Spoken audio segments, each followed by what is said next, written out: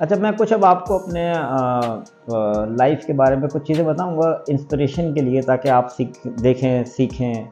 और आप किताबों में पढ़ते हैं, लेकिन जब आप रियल खुद सुन रहे होते हैं कि जी मैंने ऐसा हुआ, ज़िंदगी में ऐसा किया, तो उससे मज़ीद बेहतर तरीके से एक मोटिवेशन और इंस्पिरेशन मिलती है लोगों को। मैंने तकरीबन 2002-3 में ना अपना करियर का आगाज़ किया। तो मुझे आगाज़ करते ही मुझे एक ऑफ़र हुई, और मुझे उस वक्त जो ऑफ़र हुई वो सखर बोर्ड में मुझे एज अ प्रोग्रामर की ऑफ़र हुई, और डायरेक्ट 17 स्केल की।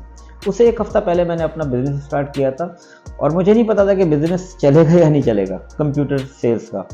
और दूसरी तरफ मेरे सामने एक 17 स्केल की जो लोगों की ड्रीम होता था, मुझे वो लेटर मिला और प्रोग्रामर का।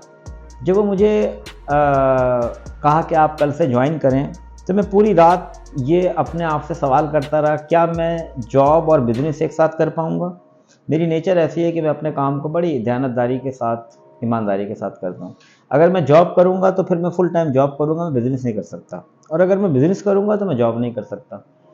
तो मैं सबसे पूछता हूँ कि जब जहाँ पे मेरे पास कोई जॉब नहीं हो, हालात भी इतने अच्छे ना हों, और मुझे उस वक्त 35,000 सैलरी, जो तकरीबन आप समझ लें कि अगर 4,000 रुपये जो यानी तोला तो उस वक्त गोल्ड था।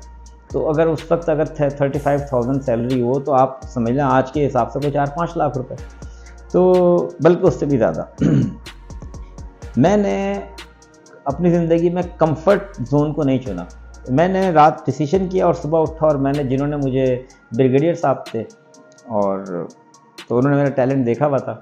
मैं गया, मैंने कहा सर आपका बहुत शुक्रिया, आपने मुझे इस काबिल समझा, लेकिन मैं अपने आप को इस जॉब के काबिल नहीं समझ रहा, क्योंकि मैंने अभी रिसेंटली अपना बिज़नेस शुरू किया, और मैं चाहता हूँ कि मैं वहाँ टाइम दूँ। और मैंने वो लेटर उनको वापस किया, और मैंने उस जॉब से रिफ्यूज़ किया।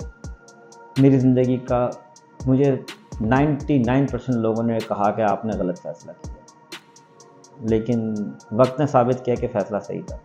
उसके बाद मैंने अपना बिज़नेस स्टार्ट किया, और जितनी सैलरी मेरी वहाँ थी, इस तरह के तो 25-30 लोग मेरे पास ऑलरेडी आज काम कर रहे हैं उस लेवल के। तो बात यह है कि जब आप टफ़ डिसीजन लेते हैं, तो वहीं से ही कामयाबी का आगाज़ होता है। बिल्कुल जब आप समझें कि अब आप डूबने वाले हैं, बस फिर 2 सूरतें होंगी, या तो आप डूब जाएँगे, या फिर ऐसा उभरेंगे कभी डूब नहीं सकते।